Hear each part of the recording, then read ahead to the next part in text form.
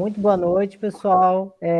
Estamos hoje, dia 6 de julho, mais um encontro nosso do grupo do Observatório do Banco Central. Hoje a gente tem a honra, né, de receber o Clayton, com a apresentação do trabalho dele, Forecasting Quarterly Brazilian GDP by Univariate Models Approach. É um tema muito interessante sobre uma abordagem mais aplicada sobre produto, sobre PIB, né? Eu espero que todo mundo goste. O artigo que ele escreveu ali junto com o Felipe Leite e a Josiane, os dois, se eu não me engano, também da UFRJ, né? Vou passar agora para o Clayton e depois que ele terminar a apresentação, a gente abre para as perguntas, para um debate, enfim. Aí, Clayton, pode ir lá. Deixa eu só fazer uma ressalva aqui. O Clayton é uma pessoa fantástica que me foi indicada pelo Antônio Alves Júnior, e realmente, assim, eu não tenho dúvida em dizer que 50% ou mais desse piano aqui ele carrega nas costas sozinho. E então, realmente, assim, uma gratidão enorme.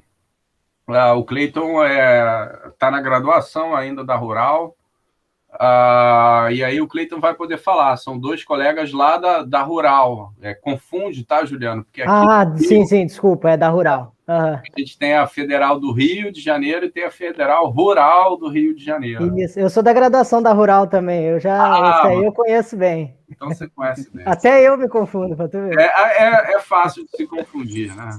Então, mas, Cleiton, então, por favor, a palavra é sua. Boa noite a todos. André, obrigado pelas palavras iniciais. Juliano também. É um grande prazer, uma grande honra estar aqui mais uma vez, reunido com o Observatório do Banco Central. E obrigado pelo convite, André. Vamos caminhando juntos. E, bom, nosso artigo intitulado Forecasting Quarterly Brazilian GDP by Univariate Models Approach, ele foi escrito em colaboração com os professores Felipe Leite Coelho da Silva e Josiane da Silva Cordeiro, ambos professores do Departamento de Matemática da Universidade Federal Rural do Rio de Janeiro. Só contextualizando um pouco, esse artigo ele é uma extensão de um outro artigo que a gente escreveu no início do ano passado e que foi publicado nos anais do Simpósio de Engenharia de Produção, lá da Unesp, o SIMPEP. E nesse primeiro artigo a gente propôs algumas extensões que foram aplicadas aqui nesse artigo. É um artigo que a gente terminou ali por volta de outubro do ano passado e de lá para cá a gente está discutindo ele. Bom, avançando, a nossa motivação ela tem 3 eixos principais. O primeiro eixo, a gente quer ajustar os modelos de previsão de séries temporais ao que a gente está denominando como uma dinâmica entre períodos de crescimento e recessão em uma economia. E a gente exemplifica esses períodos como a crise do subprime em 2008, a recessão econômica do Brasil, que teve início ali no segundo trimestre de 2014, vai ter o final no quarto trimestre de 2017, depois a gente vai seguir por um período ali de estagnação. Nosso segundo eixo de motivação é em relação às expectativas dos agentes econômicos. Então, a gente entende que o produto interno bruto é uma variável de interesse para os agentes econômicos, para a tomada de decisões como consumo e investimento. E o nosso terceiro eixo de motivação é a nossa estratégia empírica, né? Então, utilizar os modelos de previsão de séries temporais no estudo comparativo, né? Eles aplicados ao produto interno bruto do Brasil, produto interno bruto trimestral. Bom, essa figura ela ilustra um pouco o nosso primeiro eixo de motivação. Então, a gente consegue observar aqui a série temporal da taxa de crescimento acumulada em 4 trimestres do produto interno bruto, entre 1996 e 2019, isso a preços de 1995.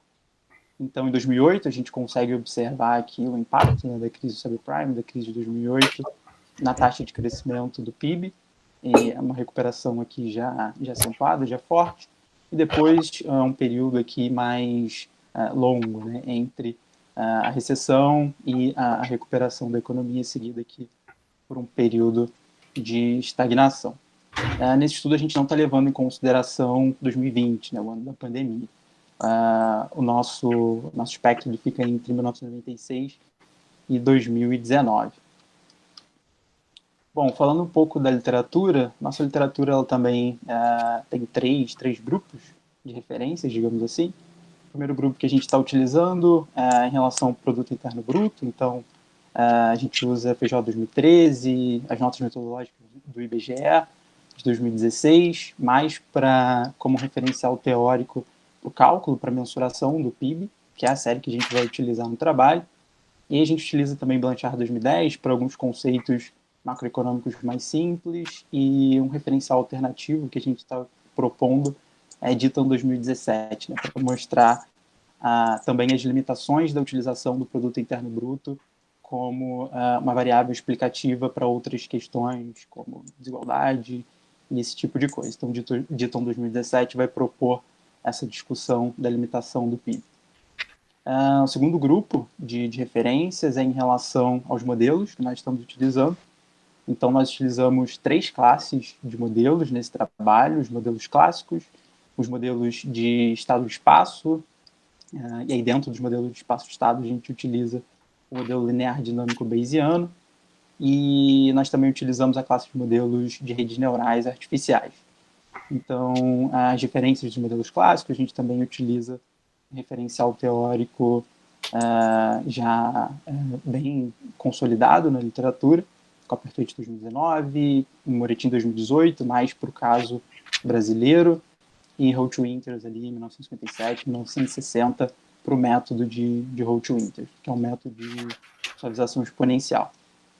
Para os modelos lineares dinâmicos, a gente está utilizando o Ash-Harrison 97, porque a gente utiliza uma abordagem mais bayesiana dos modelos lineares dinâmicos, e Petris 2010 para aplicação desses modelos. Então, o pacote Petris 2010. E para redes neurais, a gente também utiliza um referencial teórico que tem muitas aplicações na literatura. Heinemann 2018 e Heinemann 2001. Tratando agora dos trabalhos aplicados, né, dos trabalhos que utilizam esses modelos para a previsão ou do PIB ou da taxa de crescimento do PIB, a gente observa que para essas 3 classes de modelos, tanto para os modelos clássicos, a gente tem uma literatura, um referencial teórico recente e bastante diverso. Então a gente pode citar aqui Silva 2020, que é um trabalho que está publicado na Revista Brasileira de Estatística, que ele faz um estudo comparativo entre modelos ARIMA, SARIMA, e ele utiliza um SARIMAX também. Se eu não me engano, ele considera um SARIMAX uma variável exógena, que, se eu não me engano, é o índice de confiança do consumidor. A gente tem aplicações também dos modelos clássicos, né, dos modelos Box-Jenkins para outros países, como Egito, Índia, Quênia. Para os modelos de estado de espaço, a gente também tem uma literatura bem diversa e recente, que faz aplicações para diferentes países. E para os modelos regionais, a gente também segue no mesmo caminho. Então, o nosso trabalho ele busca se posicionar na literatura como uma interseção entre esses 3 grupos de trabalhos, uma vez que a gente está propondo um estudo comparativo que envolve essas 3 classes de modelos. Então, essa é a maneira que a gente tenta posicionar o nosso trabalho na literatura. Falando um pouco de metodologia de dados, então, tanto a modelagem matemática como estatística, de representações gráficas, a gente desenvolveu utilizando a linguagem de programação R, e a nossa base de dados é o sistema IBGE de recuperação automática, né, o SIDRA. Aqui, produto interno bruto, cálculo do produto interno bruto, né, bem simples. Então, dado que a gente tem a identidade contábil, renda igual a produção igual a despesa, a gente calcula o PIB pela ótica da despesa para construir a nossa série. Então, a gente agrega consumo das famílias, gastos do governo, investimento, e aí entendendo por investimento, formação bruta de capital fixo e variação de estoques, e as exportações líquidas. Então, a gente agrega essas variáveis capturadas do SIDRA e chega na nossa série temporal. Então, essa é a série que a gente está analisando, o Produto Interno Bruto Trimestral Brasileiro, entre 1996 e 2019. A gente consegue observar, né, essa série está a preços de 1995, a gente consegue observar aqui o choque da crise de 2008, a gente consegue observar o período de recessão iniciado aqui em 2014. E aí, quando eu for apresentar os resultados, eu mostro como a gente separou os dados entre conjunto de treino, conjunto de teste, onde que nós colocamos o nosso corte para o conjunto de teste. Falando rapidamente sobre os modelos, então, o primeiro modelo que a gente utiliza é o método de Roach-Winters. O método de Roach-Winters ele tem dois outros métodos, né? O método aditivo e o método multiplicativo. O método aditivo considerando na série uma sazonalidade aditiva e o método multiplicativo uma sazonalidade multiplicativa. Então, para ambos os métodos, a gente tem 3 equações de suavização, uma equação de nível, uma equação de tendência, uma equação de sazonalidade e uma equação de previsão. Então, no método aditivo, a gente faz aqui uma soma entre as equações de nível, tendência e sazonalidade, considerando aqui o H como nosso horizonte de previsão, né? Quantos passos à frente a gente está prevendo. E no método multiplicativo, o que a gente faz é uma multiplicação do nosso termo de sazonalidade em relação às equações de tendência e de nível, considerando também aqui o nosso H, né, o nosso número de passos à frente. A gente utiliza também o modelo SARIMA, né, que é um modelo sazonal, autorregressivo integrado de médias móveis. Aqui está uma notação mais simplificada, reduzida do modelo. Então, a gente tem aqui φ minúsculo B, que é o nosso operador autorregressivo simples, considerando aqui B como nosso operador de retardo. Φ maiúsculo BS, que é o nosso operador autorregressivo sazonal. Aqui nabla D, que é a nossa diferença simples. Nabla D maiúsculo, a diferença sazonal. Θ B, nosso operador de médias móveis simples. Θ maiúsculo BS, nosso operador de médias móveis sazonal. E a gente considera um erro aleatório alfa. Então, o modelo SARIMA ele vai considerar também nível, tendência e sazonalidade. Aí o modelo linear dinâmico. O modelo linear dinâmico ele tem duas equações principais, digamos assim. A primeira equação é a equação observacional e a segunda equação é a equação do sistema. Na equação observacional, a gente observa duas matrizes aqui, que são matrizes de interesse para a gente construir o modelo. A matriz FT, que é uma matriz de regressão dinâmica, e a matriz VT, que é um vetor da variância observacional relacionada ao nosso erro V minúsculo T. E na equação do sistema, a gente tem a matriz GT, que é a matriz não de regressão dinâmica, a matriz dos parâmetros de estado do modelo, e a matriz WT, que é a matriz de covariância associada aos erros WT da equação observacional. Θt é um vetor que a gente denomina como o vetor de estado do modelo. E a gente considera também informações iniciais, né, informações a priori. Então, D0 é toda a informação inicial relacionada ao nosso θ0, e ela segue uma distribuição normal, com uma média M0, que vai ser uma média inicial relacionada, que vai definir, que vai representar o nível estimado para a nossa série, e o nosso C0 vai ser a variância inicial, que a gente vai considerar como uma medida da incerteza relacionada aqui com os nossos dados iniciais. E o quarto modelo que a gente utiliza é um modelo de redes neurais autorregressivas ou de autorregressão de redes neurais. Ele é um feed-forward neural network, então ele tem uma camada de entrada, uma camada oculta e uma camada de saída. A gente representa os inputs, né, que a gente vai colocar na nossa camada de entrada através das defasagens da série. Então a gente vai ter uma matriz de defasagem dos lags da série na nossa camada de entrada. Na camada oculta a gente tem ali os nossos pesos ou parâmetros do modelo. A gente considera N nós na nossa camada de entrada e H nós na nossa camada oculta. E aqui G vai ser uma função de ativação do modelo, Essa função ativação, aqui a gente considera uma sigmoide, né? Seguindo aqui 1/1 mais e elevado a menos x. A gente considerou esse modelo de redes neurais para aplicação. Já caminhando para os nossos resultados, então, primeiro eu vou apresentar os nossos resultados graficamente, né? Então, para o método de Root-Winters, a gente utilizou o método aditivo de Root-Winters. A seleção entre o método aditivo e o método multiplicativo que nós fizemos foi através do erro quadrático médio. Então, a gente gerou resultados tanto para o método aditivo como para o método multiplicativo, e aquele que obteve o menor erro quadrático médio foi o que a gente considerou para colocar nos resultados. Então, aqui a gente observa as cruzes, são os nossos dados observados da série. A linha cheia preta é o ajuste do modelo em relação aos dados observados.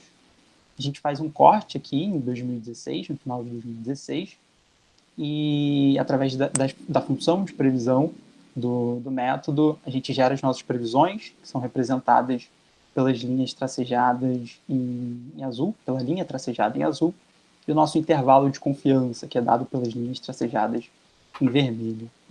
Intervalo de confiança superior e inferior. E os círculos são os dados observados, o nosso conjunto de teste. A gente consegue observar que o método de Root-Winters ele fez um ajuste que a gente pode considerar não tão preciso em relação aos dados, mas ele gera uma previsão que já é significativa, pelo menos graficamente. Aqui o resultado do modelo Sarima. Então, o modelo Sarima ele já faz um ajuste mais preciso em relação ao nosso conjunto de treino e gera também boas previsões em relação ao nosso conjunto de teste. O modelo linear dinâmico, então a gente considerou um modelo linear dinâmico que ele leva em consideração nível, tendência e sazonalidade. As matrizes, a matriz de regressão dinâmica FT e a matriz de evolução do sistema GT, elas são dadas dessa maneira, isso para a estruturação do modelo. E as nossas matrizes, matriz de covariância WT e matriz da variância observacional VT, elas são estimadas. Então, esse foi até um ponto que a gente avançou em relação ao nosso trabalho anterior, que é fazer a estimação dessas variâncias. E aí, para estimar essas variâncias, a gente também utiliza a computação bayesiana pelo método de Monte Carlo via cadeia de Markov, utilizando o amostrador de Gibbs. Então, a gente considera que as variâncias pelo amostrador de Gibbs, a variância observacional, a variância da nossa equação de nível, de tendência e de sazonalidade, seguindo aqui uma inversa gama com uma média a θ0, θ1, θ2 e a θ3, e variância bθ0, bθ1, bθ2 e bθ3. Então, a gente estima as variâncias do modelo pelo método de Monte Carlo via cadeia de Markov. Nós fizemos 5.000 simulações para buscar essa convergência das variâncias. Os gráficos superiores mostram a trajetória dessas variâncias foram simuladas. A gente observa que as variâncias fizeram boas simulações. E os gráficos inferiores, eles apresentam para a gente as médias ergóticas. Então, a gente está observando aqui que as variâncias estimadas, a partir de determinado ponto, elas começam a convergir. E aí mostrando que o modelo foi capaz de fazer uma boa estimação para essas variâncias. Então, aqui o resultado do modelo linear dinâmico com as variâncias estimadas. A gente observa um bom ajuste também em relação ao nosso conjunto de treino e uma boa previsão também em relação ao nosso conjunto de teste. São coisas que a gente vai validar através das métricas. E o último modelo que a gente considera, o modelo de redes neurais autoregressivo. Então, ele fez um ajuste que a gente não pode considerar como tão preciso ou significativo. A gente observa aqui em 2008 que ele não captura o choque provocado pela crise, ele captura em certo nível o início aqui da recessão, e a previsão dele, graficamente, é uma previsão que a gente não considera muito boa, né? Uma previsão basicamente linear, mas que em relação à métrica a gente vai observar que é uma previsão interessante quando a gente olha para a métrica, mas não quando a gente olha graficamente, porque ele não está capturando aqui o comportamento sazonal da série, esse tipo de coisa. Então, agora a comparação dos modelos em relação às métricas. Nós consideramos 4 métricas para o nosso conjunto de treino. A raiz do erro quadrático médio, o erro absoluto médio, o erro absoluto percentual médio e o coeficiente de Taylor. O coeficiente de Taylor ele mostra para a gente se os modelos eles superam a previsão ingênua, considerando como previsão ingênua, dado o nosso desconhecimento de yt mais 1, a gente considera yt como yt menos 1. Então, o coeficiente de Taylor menor do que 1, a gente já, pela literatura, a gente já considera como um modelo que supera a previsão ingênua. Então, todos os modelos foram capazes de superar a previsão ingênua para o conjunto de treino. Observando as outras métricas, as nossas métricas de precisão, o modelo linear dinâmico foi o que obteve os menores e logo os melhores resultados em relação ao conjunto de treino, os resultados de ajuste à nossa série.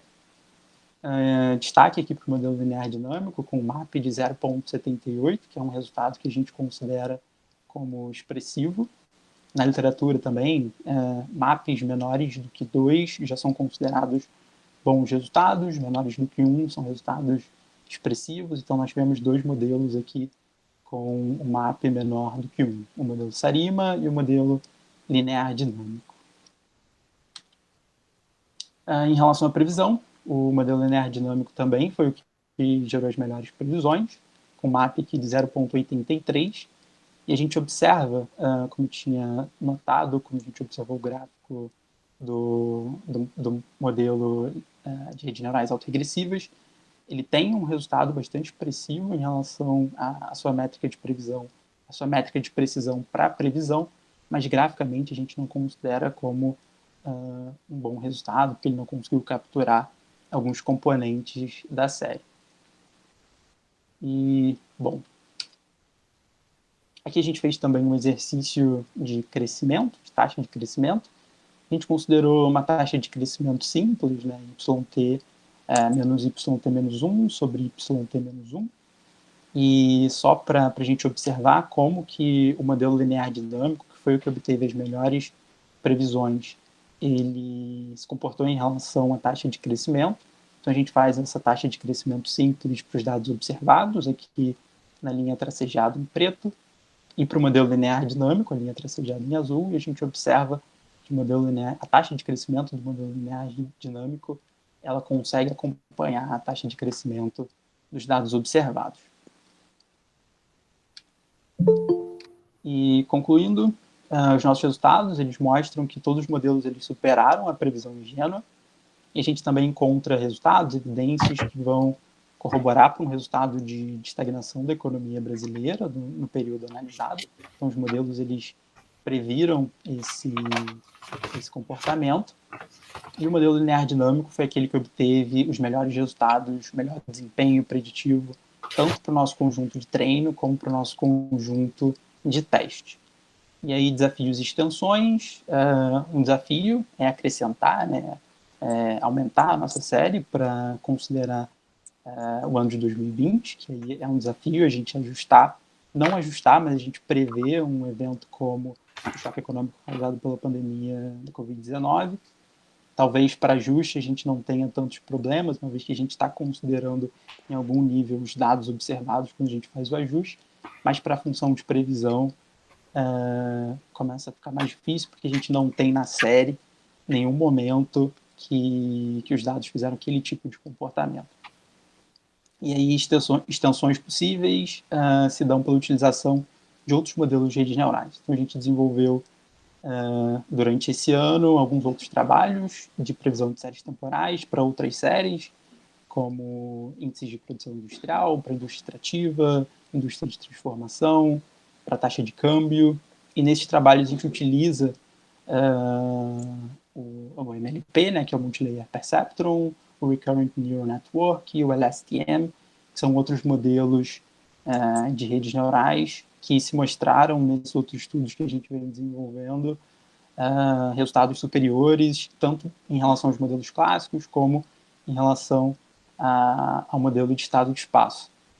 E aí, esses são modelos, né, o Multilayer Perception, Current Neural Network, o LSTM, que hoje a gente pode considerar que eles não são mais state of art em modelos de séries temporais de redes neurais, mas ainda assim são bons modelos, conseguem gerar resultados satisfatórios. E, bom, é isso. Agora, agradecer mais uma vez, professor Felipe, professora Josiane, pela colaboração, professor André, pelo convite, e fico aberto para dúvidas, questionamentos, algum equívoco que eu possa ter cometido. E é isso. Boa noite a todos e obrigado pela atenção.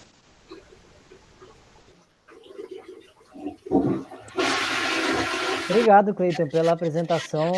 Realmente o artigo ficou muito bom, a apresentação também bem concisa, mas também bem completa, para a gente ver assim, né, cada um dos modelos. Eu acho que ficou bem legal, justamente a comparação entre um e outro, pela performance de um e outro, né? Eu não sei se alguém já quer fazer alguma pergunta, quer colocar alguma questão ali para o Cleiton, quer falar sobre os modelos dele, se alguém gostaria de falar.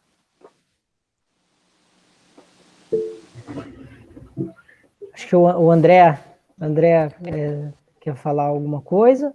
Sim, obrigado, Juliano. Obrigado, Cleiton. Uma apresentação bem, eu diria uma apresentação canônica, né, de um artigo em um congresso, né? Você deve ter feito em 15, 20 minutos no máximo, bem direto ao ponto. E eu vou fazer uns comentários muito de quem não conhece o tema, né? Eu, na verdade, eu fico sempre a um passo atrás da fronteira, né, da econometria. Quem tem a obrigação de estar na fronteira é a Débora, que nos ouve aqui, que ela é, vamos dizer assim, se ela me permitir, a Débora é a minha econometrista favorita. Então eu preciso entender para conversar com ela, para trocar com ela. E, em particular, a gente não costuma fazer previsão, né? Mas eu vou te fazer acho que eu tenho um par de perguntas, tá? Primeiro, uma pergunta que eu acho que qualquer parecerista vai fazer, imagino que você tenha a resposta para isso, tá? E aí vou fazer as duas perguntas e depois você responde, por favor. Por que a amostra começa em 96? Aí imagino que seja disponibilidade de dados, mas de qualquer jeito é sempre muito, muito importante você deixar isso muito claro, né? O porquê da seleção da amostra. Você sabe melhor do que eu que tem modelos que são sensíveis à amostra, então um parecerista ele certamente vai te fazer essa pergunta de cara. Aí, segundo, eu tenho uma observação, né? Você pode voltar lá para a série, porque realmente é só mais um comentário, né? A recessão de 2015 foi um negócio brutal, né? Uma coisa assim. Eu sei que não é o seu objetivo, né? Mas esse dado ajuda a gente ver, né? Que foi muito pior, né? Foi muito. Você está aí, você tem o 2008, né? Porque seria muito interessante se você tivesse uma série mais longa, né? Porque certamente você pega a nossa série histórica de PIB, aquela no IPEA Data tem uma, eu não sei qual é a fonte, mas eu acho que é a mais confiável, ela começa ali em 45, né? A gente tem uma recessão em 86, que foi um bate-volta, aí tem uma recessão do Collor, que também foi um bate-volta, realmente aí 2008 também foi a mesma coisa, uma recessãozinha, um Vzinho, né? Cai bastante, mas recupera. Agora, 2015 é outro padrão, né? É outro padrão. Não sei se você chegou a pensar nisso, né? Isso eu acho que dá um caldo, sabe? Explorar isso. De realmente, assim, o que aconteceu em 2015. Já o João, eu e a Débora, a gente tenta fazer isso de uma forma mais, vamos dizer assim, analítica no nosso artigo, no artigo que a gente apresentou aqui há poucas semanas, mas você poderia dar um olhar empírico para isso, né? Será que teve uma quebra estrutural? Né, o que houve? Eu acho que aí é mais um comentário. E aí, por fim, a questão da... Aí vou fazer aí uma crítica, assim, uma crítica de um pós-keynesiano, né? Que eu entendo a necessidade de fazer previsão, é super importante, super relevante, né? A gente precisa prever, né? Keynes foi um pragmático, né? E como tal, a gente tem que tentar prever, mas a gente tem que confiar muito pouco nessas previsões, né? Ou seja, o grau de confiança tem que ser baixo, porque, como você bem ressaltou, vem o choque do Covid, que é um negócio que está totalmente inesperado, e bagunça tudo. Nos termos de, se você quiser, da terminologia do Paul Davidson, que vamos dizer assim, é o economista americano pós-keynesiano americano, que eu acho que melhor definiu a coisa do Keynes. Esse é um exemplo típico de um sistema não ergódico, né? Que é um sistema cujas médias, se você quiser, as variâncias estão mudando, né? Então você tem choques que, por definição, são imprevisíveis, e bagunça as previsões. Então, aí é mais uma pergunta para você especular um pouco, e fica um pouco naquela ideia, né? Que a gente estava tentando fazer alguma coisa junto, tentar fazer essa discussão, né? E eu não sou nem um pouco dogmático, né? Acho que esse é um grupo muito eclético, dá para ver isso. Eu acho que a gente ganha dialogando, né? Eu estou cansado de falar para quem pensa igual a mim, né? A gente tem, principalmente, eu acho que a heterodoxia brasileira tem esse complexo de inferioridade, né? Eles só falam para si próprios. Eu me lembro de várias pessoas criticando o Paul Davidson na época que ele ainda era editor do JPKE, falando, mas ele se diz keynesiano, ele acha que o mundo é ergódico, mas publica um monte de econometria. Eu não vejo problema nenhum, tá? Contanto que você saiba a limitação do que você tá usando, né? Então, uma sugestão assim que eu faço, e é uma coisa que eu costumo fazer nos artigos empíricos. A Débora é coautora dos mais, vamos dizer assim, certamente aí os mais interessantes, a Débora participa, mas a gente sempre coloca uma ressalva, olha, isso aqui tem essas limitações, então acho importante, tá? Você também, na sua conclusão, ressaltar um pouco eventuais limitações e a partir daí, e aí sim, eventuais aprimoramentos, né? Que poderiam contornar essa situação. Mas, claro, tendo, pelo menos do meu ponto de vista teórico, tendo ciência de que esse é um problema incontornável, né? Porque acho que o nosso conhecimento é muito pequeno, né? Enfim, é isso. Vou passar a palavra para você. E obrigado, parabéns. Tá? Perfeito, professor. Eu que agradeço. Bom, são pontos, de fato, super necessários de serem feitos. Em relação à amostra, começando ali que você comentou sobre a amostra, ela começa em 96 pela disponibilidade dos dados. Então, a gente está colocando a preço de 1995, a gente preferiu colocar após plano real, que aí as séries elas começam a ficar um pouco mais estáveis e aí essas instabilidades são mais perceptíveis, digamos assim. Mas eu vou procurar essa série de 1945, não conhecia, vou procurar, interessante. Acho que dá para a gente, ou não acrescentar, mesmo se não acrescentar, dar uma olhada para ver se a gente pode contribuir em algum sentido, utilizando essa série maior. De fato, mais dados sempre são interessantes. Em relação à limitação dos modelos, isso é um fato, né? É um fato. A gente utiliza modelos clássicos. Os modelos clássicos a gente também pode denominar como modelos de Box e Jenkins. E o George Box, ele que propõe os modelos... Sim, acho que o professor André levantou a mão. Não, pode ir depois. Eu quero falar depois. Não quero te interromper, mas depois eu... Beleza. Então, a gente utiliza os modelos clássicos. A gente tem os modelos Box e Jenkins, são modelos muito utilizados, modelos ARIMA, SARIMA, modelo autoregressivo de médios móveis e suas variações. E o George Box ele vai citar que todos os modelos estão errados, mas alguns são úteis. Então, a gente sempre parte desse princípio. A gente precisa fazer alguma coisa, a gente precisa tentar prever em algum nível. A gente tem ferramentas que proporcionam essas previsões,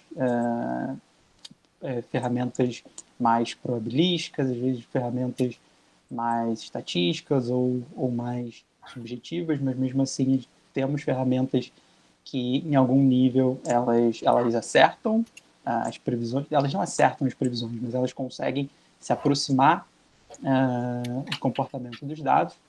Mas de fato esse é um ponto que precisa ser discutido, né? Se eu não me engano, a gente na conclusão do paper a gente fala um pouco dessas limitações, que a gente está tratando sempre de intervalos de confiança. Então, se a gente tem intervalo de confiança, também é uma outra discussão em relação aos modelos de previsão de séries temporais. Mas, de fato, é super pertinente, né? Há uma limitação dos modelos, mas eles ajudam. Eles ajudam a gente ter pelo menos um norte quando as coisas não mudam tão drasticamente. Acho que é isso. Obrigado, Cleiton.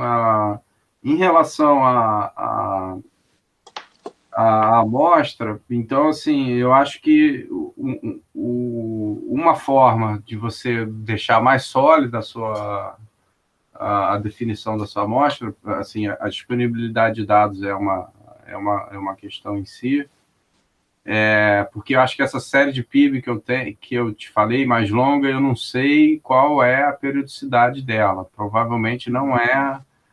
Você está aí trimestral, não é isso? Você está trabalhando? Trimestral.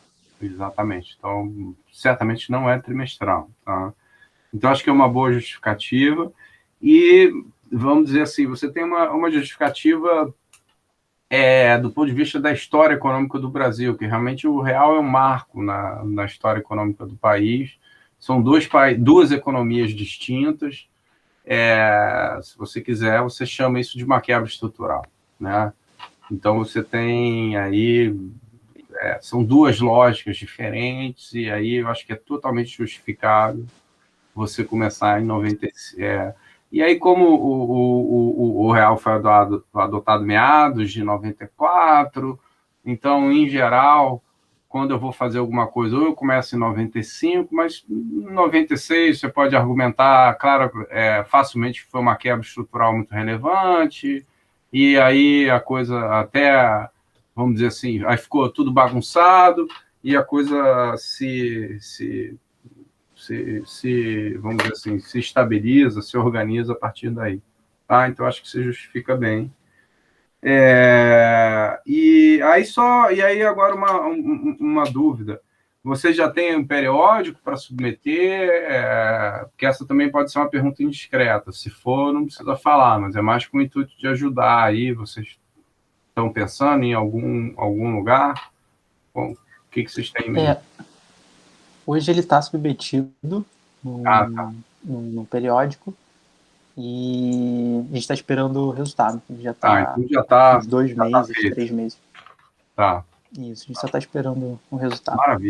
Maravilha. Parabéns, show de bola, Cleiton. Muito obrigado, meu querido. Eu que agradeço, professor.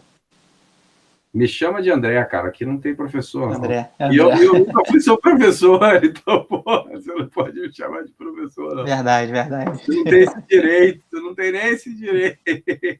Verdade, verdade. Vamos lá, Débora, você tem que fazer uma pergunta, Débora. Me desculpa aí. Você aqui é a que mais entende desse negócio, cara. O Tarcísio também tem a obrigação de falar alguma coisa, porque são vocês dois aí que entendem dessa bagunça aí. Não, eu não. Também não, como você falou, essa coisa de previsão não é muito nossa praia. De responsabilidade.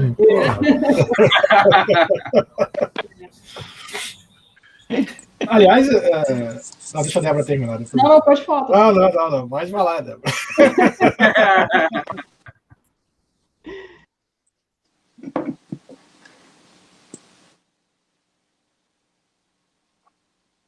O Antônio chegou agora, vai fazer uma pergunta.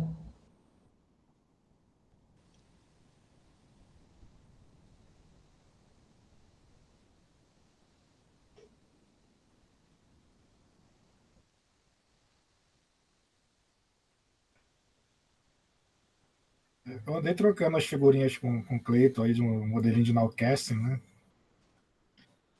De previsão de PIB também, mas eu confesso que ainda é uma literatura ainda que eu estou aprendendo também. Estou tentando aí para acompanhar, como o André falou, assim, eu nunca estou na fronteira, estou sempre ali correndo atrás da fronteira para chegar lá. Mas eu conversei, na verdade eu troquei uns códigos aí com o Cleiton para ele ver se fazia sentido, porque essa coisa de previsão,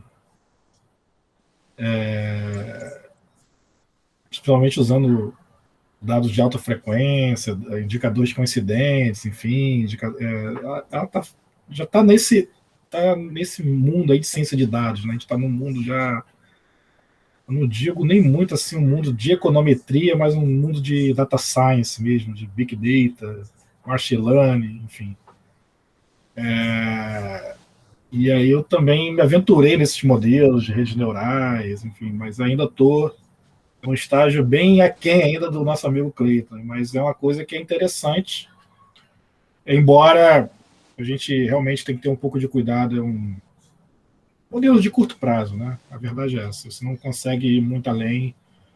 Eu também compactuo com o André, assim, essa preocupação nossa e tal, com essa nossa orientação teórica, enfim, esse mundo não ergódico, realmente é uma coisa complicada, mas faz parte do nosso trabalho a gente tentar, na verdade, não digo adivinhar o futuro, mas tentar entender o que pode acontecer no futuro. Então, até por decisões de política econômica mesmo.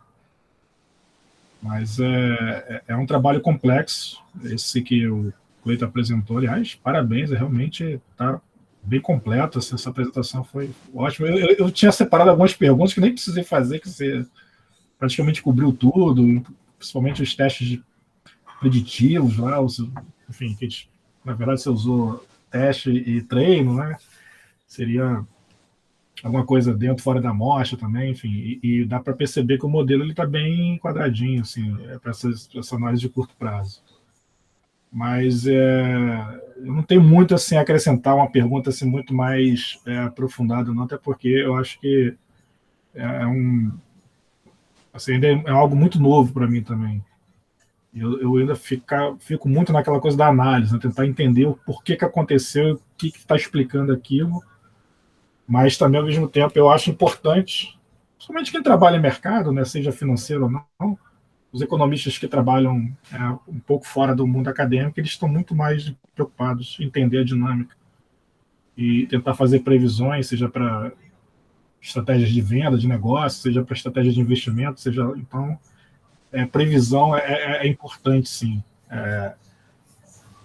De fato mas é aquela coisa, né? Então, assim, ela também tem suas limitações, e eu acho que o que o André falou é interessante. Você tem eu não li o seu paper ainda, você submeteu, mas mostrar ali que tem essas limitações, são pontos fracos, não é que são pontos para serem questionados, mas é que você tem até um certo limite onde você pode ir com esse estudo, né? Porque é muito comum no mercado, principalmente no mercado financeiro, posso falar, as pessoas fazem projeção sem critério algum, né? Tipo, é isso, virou dogma, é isso que está valendo, é isso que vale, e se formar um consenso, ferrou. Então fica valendo vamos dizer assim, essa profecia autorrealizável, né? Então, muita gente não tem muito cuidado com isso. E eu vi que você tem muito cuidado na nossa apresentação, no seu estudo. Tá de parabéns. Aliás, é um orgulho ter você entre nós, de fato, concordo com o André, reforço aí as palavras do André. Você realmente terá aí um futuro brilhante, eu tenho certeza disso, Cleiton. Parabéns aí. Obrigado, Tarcísio.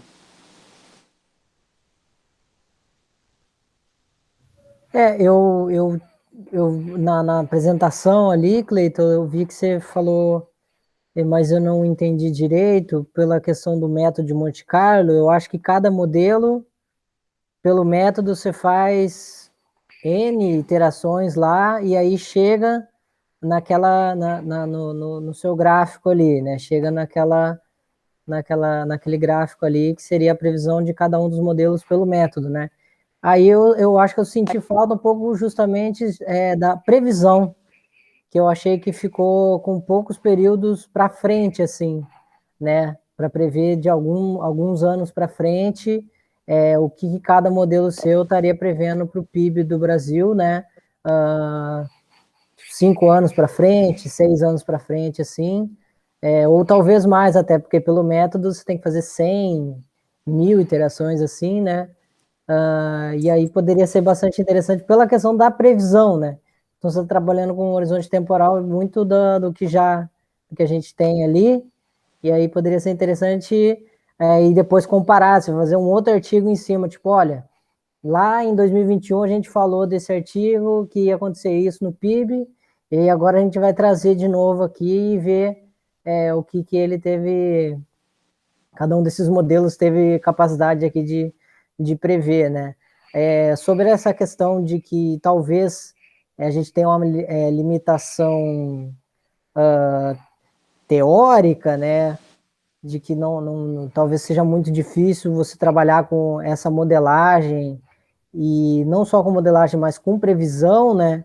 Eu também eu gosto que tem algumas tentativas assim pós-keynesianas, o pessoal que tenta trabalhar com esse tipo de coisa, né? Tentando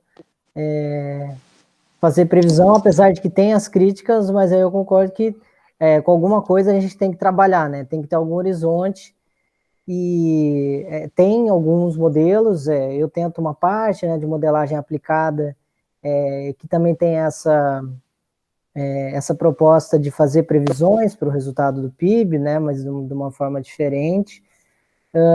E eu acho também que pode ser interessante você fazer essa comparação dos seus modelos e comparar o que os modelos mais de uma linha mais ortodoxa, vamos dizer assim, mais DSGE, o que eles estão tendo de capacidade preditiva, e aí você comparar com seus modelos, falar assim, olha, em tal situação aqui, em tal ponto, ele não está prevendo tão bem, e aí esses modelos que a gente fez estão prevendo um pouco melhor. Talvez uma outra proposta de artigo seria também, né, fazer esse tipo de comparativo e mostrar, olha, o nosso modelo não tem esse tipo de coisa e tal, e aí talvez ele seja melhor para prever o comportamento do PIB, enfim, só algumas coisas que eu tinha pensado ali vendo a sua apresentação, que eu vou fazer coro com o pessoal, assim, a apresentação está excelente, está ótima mesmo, assim, muito completa, não é que foi corrida também, você falou bem pausado e tal, e deu para entender de ponta a ponta, assim, tá de parabéns mesmo. Obrigado, Juliano.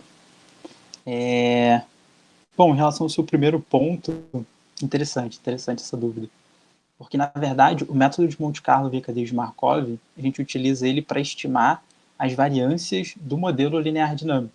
Então, o método de Monte Carlo está sendo aplicado só ao modelo linear dinâmico para estimar as variâncias do modelo. Então, aquelas 5.000 simulações que a gente faz são simulações buscando uma convergência das variâncias para o modelo linear dinâmico.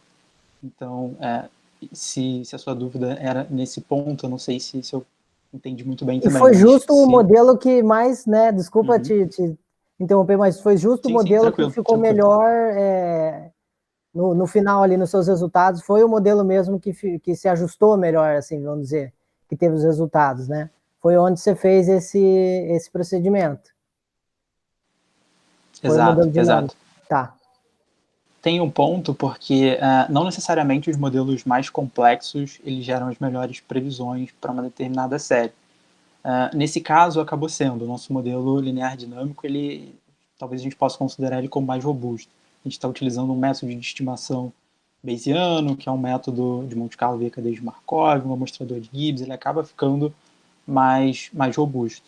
A gente tem outros resultados em outros artigos para outras séries que a gente vem trabalhando, que esse mesmo modelo, estimando variâncias pelo método de Monte Carlo via cadeia de Markov, para dados trimestrais, mensais, ele acaba sendo um modelo linear e ele perde em capacidade de previsão para modelos de redes neurais, por exemplo, que são modelos não lineares. Às vezes ele até perde para modelos clássicos, dependendo da série. Esse é um caso para essa série. E acaba que no nosso primeiro artigo a gente considerou uma série nominal. Então a gente não considerou uma série real, né? A gente considerou no primeiro artigo o efeito da inflação na série. E acabou que o modelo linear dinâmico, sem estimar, ele também gerou os melhores resultados por lá. Mas de fato isso é um ponto interessante, de fato. Não necessariamente por ele ser o modelo mais robusto, digamos assim, do ponto de vista mais complexo, talvez não robusto, mas complexo, não necessariamente foi por isso que ele gerou.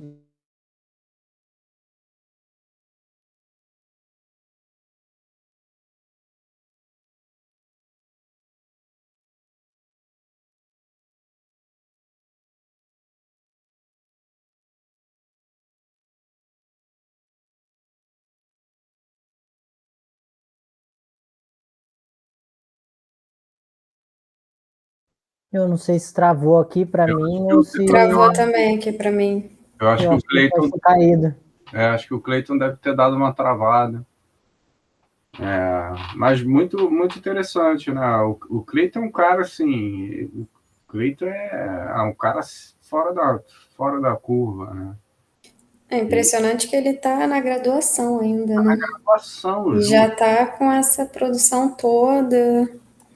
O cara, assim... Eu falei, ele está querendo fazer uma pós com uma galera muito boa, que é a galera da engenharia elétrica lá da PUC.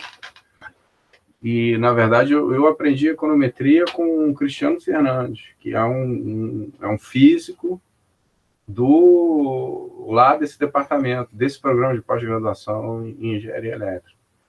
É uma galera muito boa, assim, porque eles não são nada dogmáticos. É impressionante, assim. E o Cristiano assim, tudo que você fala, ele pergunta por quê. E vai estar sempre te ouvindo. E realmente, assim, ao contrário do Antônio, acho que o Antônio caiu, né? O Antônio... É que o Antônio, ele está violando a lei básica da física, ele tem participado de 4, 5 reuniões ao mesmo tempo. Então, ele aparece assim, dá um alô e sai fora. Mas aí eu estava indicando o Cleiton, né? Reforçando aí, poderia dar uma carta para ele, eu fui aluno do Cristiano, ou então eu encaminhei ele para o IMPA, eu acho que ele tem que ir para o IMPA. Salve, Cleiton, voltou? Tá sem áudio.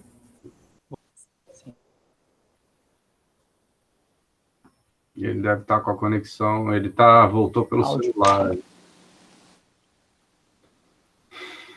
Alô, voltou? Opa, voltou. Lady Murphy, né? Alô? Alô, estamos te ouvindo. Voltou? Beleza.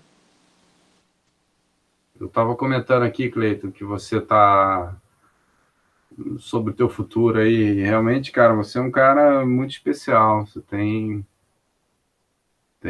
aí que escolher aí o teu caminho e seguir, cara. E é o que eu falei com você mais cedo, já está dando certo, né?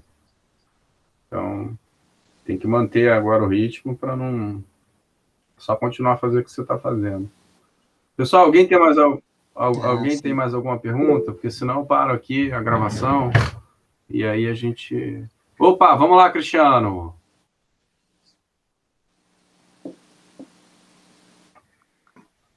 Agora acho que vai microfone. Boa noite a todos, pessoal. Em primeiro lugar, parabéns ao Cleiton, trabalho excelente. Muito, né, bastante fôlego aí, já com a graduação, já com todo esse conhecimento.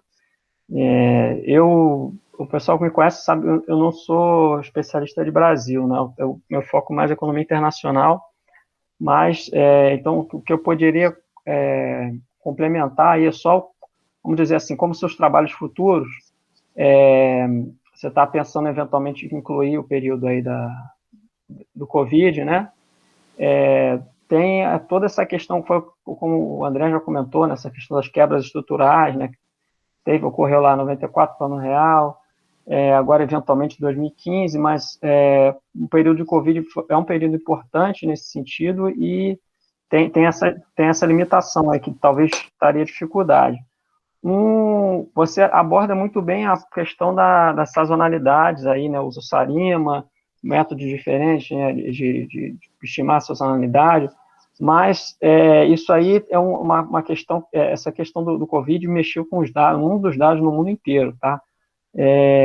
Departamentos de estatística aí se virando para poder tentar estimar, né, que forma iria acontecer, né, quanto tempo, quantas semanas iam ficar fechadas, enquanto isso ia bater na atividade, uma série de efeitos que realmente assim, a dispersão das projeções aumentou exponencialmente, e então realmente, como o André já colocou aí, além de toda a incerteza, né, do ponto de vista teórico, mas a gente viu isso na prática, como é que acontecia, e fica a minha sugestão aí, caso você queira avançar para o período do Covid, o box do relatório de inflação de junho de 2021, que trata um pouco da questão da sazonalidade, como é que o Banco Central fez para estimar, vamos dizer, como é que fica o convencional, né, vamos dizer assim, considerando com e sem os efeitos do Covid-19, o que aconteceu com a sazonalidade no PIB do Brasil.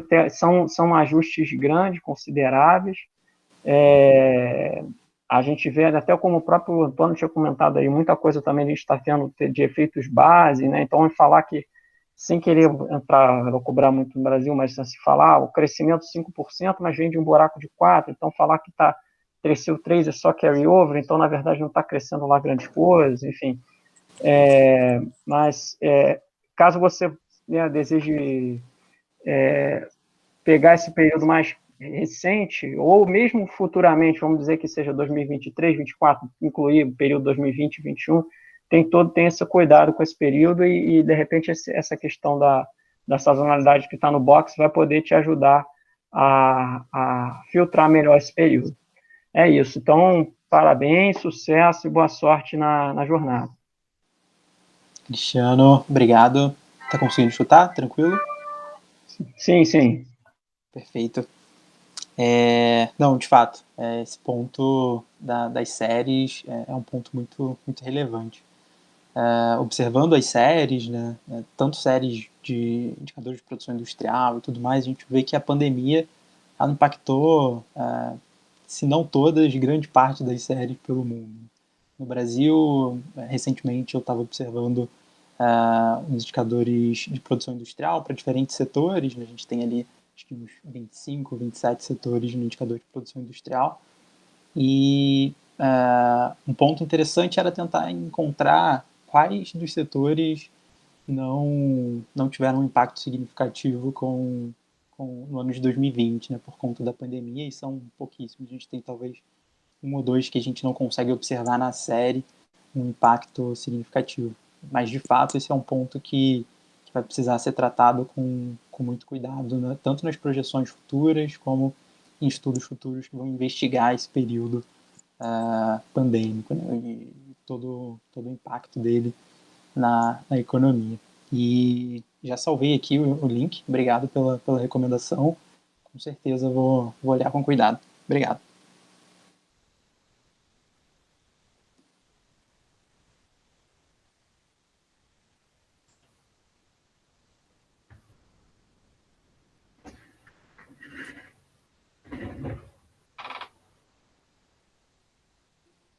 Juliano, acho que a gente pode encerrar, então, se não tiver ninguém mais nenhuma pergunta. Eu ia perguntar se alguém ainda queria falar alguma coisa e tal, mas se ninguém quiser perguntar mais nada ou comentar, agradecer de novo ao Cleiton pela ótima apresentação, pelo tema muito relevante apresentado aqui hoje, né? Dá para ver que todo mundo gostou muito. Também agradecer a presença de todo mundo. E aí, até a próxima, que se não me engano, é na terça-feira, daqui 2 semanas de novo, né? Vocês podem me corrigir se eu estiver equivocado. Se eu não me engano, é sexta, isso. Juliano, 23. Aí seria a próxima, seria a minha. Sexta, 23 de junho. Sexta, 23, isso. Sexta, 23 de julho. Perfeito. Sexta, 23 de julho. Então, obrigado, gente. Até a próxima e uma boa noite. Boa noite. Tá Tchau, fechado. pessoal. Boa noite. Tchau, pessoal. Então, Juliano, deixa eu só fazer aqui Valeu, gente. Um abraço aí. Deixa eu só fazer aqui, Juliano, uma lembrança. O nosso blog está no ar. Hoje, semana passada, saiu o primeiro artigo, um artigo de minha autoria. E hoje saiu... Não, ontem, né? Sai toda segunda. Saiu um artigo muito interessante do Nicolas sobre como, eu não sabia disso, o Banco Central do Brasil está na frente aí, o Cristiano está aí, vai poder falar alguma coisa, está na frente, né, na agenda verde. Então, bastante interessante ficar aí essa divulgação aí, e um pedido aí para vocês curtirem nossas redes sociais, tem o perfil do Instagram, o canal no YouTube, e acompanhar o blog também na Carta Capital, né? Ali é um espaço mais amplo de discussão. A Fernanda fugiu, eu queria falar com ela, mas ela fugiu, deve estar super atarefada, mas quem tiver interesse em contribuir, né? Você, Juliano, o Caio, o próprio Cleiton, já conversei, o Cristiano também, as contribuições são super bem-vindas, tá? Então, quem quiser aí, manda sugestão de tema que a gente incorpora.